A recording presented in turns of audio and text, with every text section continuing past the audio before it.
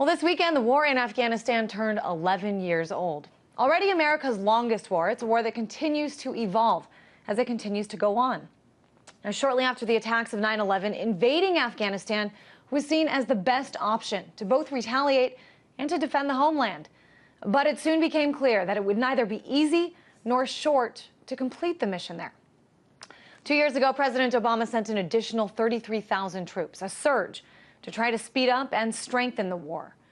But today, the surge troops have now left, and more members of the U.S. military are dying by their own hands from suicide than the enemy. Though the amount of green on blue or insider attacks also continues to rise. Over the weekend, U.S. Army Sergeant Micah Turner, who served 3 tours in Afghanistan and 1 in Iraq and is still an active duty soldier, spoke out in opposition to the war. I joined the Armed Forces when I was 19. After I did a spell as a firefighter, I fell in love with fraternity and I wanted to serve with my brothers. I signed up with the Army as a multimedia illustrator. In the units that I usually work with, that just means that you make propaganda for the U.S. Army. I've had 3 tours in Afghanistan and 1 in Iraq. And I was in Afghanistan when bin Laden was killed. We kind of looked at each other like, war's over, right? Like, are we going home, do inventories, pack up the whole deal? But it never happened, and a lot of good men died that year. I feel like we were betrayed by our government, you know? Like, even if we were justified in the beginning, everyone that we blame for 9/11 is either dead or in jail. This war isn't justified. There's no reason that our brothers and sisters should die in the sand. There's no reason that their children should have to go to bed at night terrified of the next drone strike or the next kick down door. It's an awful thing that we're doing, and we could be using that money on so much better things, like education or the environment. But so many people are getting rich, I think they just don't care. I am an active duty sergeant in my unit that I already described. And so for speaking out against the U.S. government and the Army, and deserting the Army, I'm probably looking at maybe like a year to 2 months for a felony charge. I will be turning myself into the MPs soon, peacefully, but not quietly. And today, Sergeant Turner turned himself into authorities, but his story represents a growing frustration, both with those serving and with the American people, who also are sort of unsure of the mission in Afghanistan. Tony Schaefer with the Center for Advanced Defense Studies joined me now. Tony is the author of Operation Dark Heart and served as a lieutenant colonel in the U.S. Army. 11 years later, Tony, what's your read on the war in Afghanistan? What's been achieved? Well, I'm very impressed with the sergeant's knowledge of the real root issues which we're dealing with. I mean, frankly, he's correct. The majority of the folks we went after using authorized use of military force, the AUMF, have been killed or captured. That should have been the big indicator that it was time to think about our strategy of paring back, especially, as he pointed out, once we got bin Laden.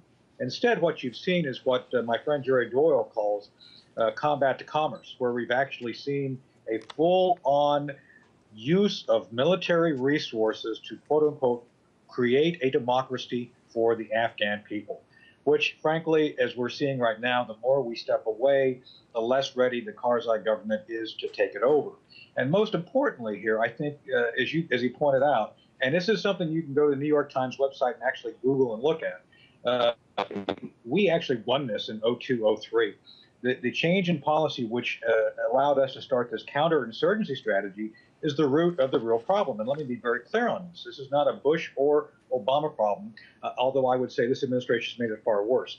If you look at the number of troops we put into Afghanistan, you look at the number of acts of violence and death rise. So we should have focused on what we want there to do, to take care of al-Qaeda, to take out the terrorists, not to create nation building, and not to conduct ourselves in such a way to try to attenuate the Afghan people to Western styles of living, which, frankly, it's hard to overcome 2,000 years of culture, and that's what we were trying to do. I think it's a really good point. And some of the reporting, the really in-depth reporting that's been done in the last 6 or 8 months about this, people who have gone in, not sort of embedded with the troops, not, writing off press releases put out by the U.S. military branches. People who have really gone to the front lines have talked to members of the Taliban.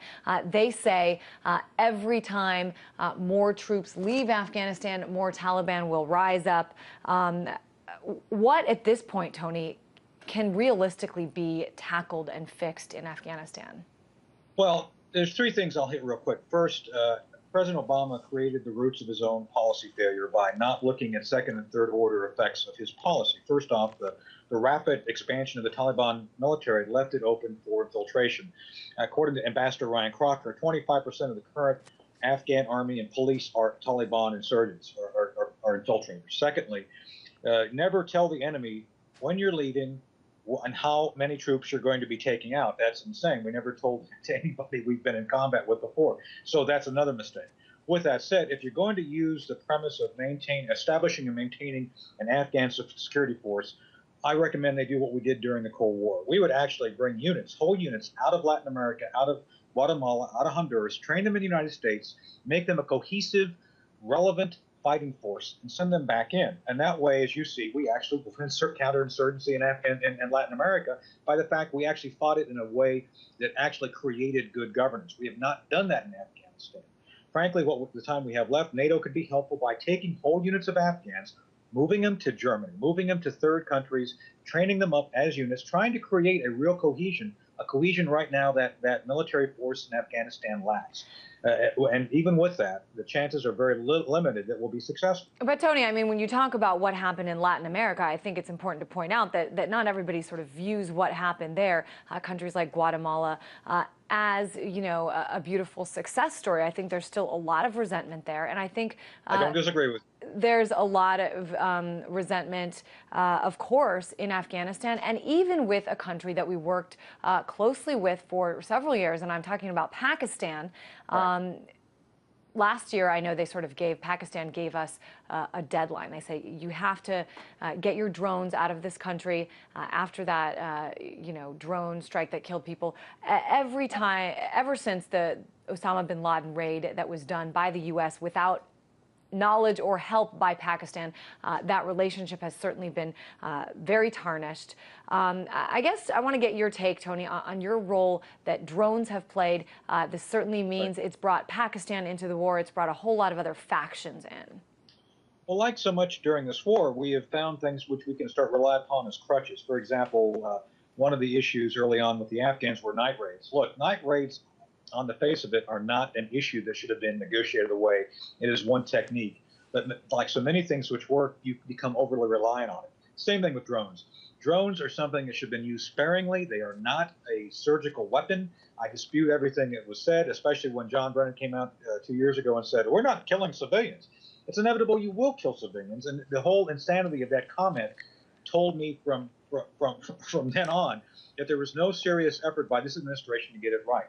So what we've seen here is these things that this administration saw as a political expedient to quote unquote show progress, which I think the long-term consequences of which will come back and bite us. And I've talked to Pakistanis about this, members of their media, and frankly, what they understand, which we don't understand, is that by killing innocent civilians, we are destabilizing their authority as a central government and creating the next generation of terrorists who will be both hateful of the Pakistanis and us. That's why we've had to be much more judicious in the use of drones, and frankly, the way they've done it, the overuse of them, I think is creating long-term problems. We cannot fully predict the consequences thereof. I think it's really interesting, too. Something a lot of people aren't talking about is looking specifically what's going on with the people of Afghanistan, the ones who have not been killed, the way in which their lives are changing. And I'll point out two headlines from today.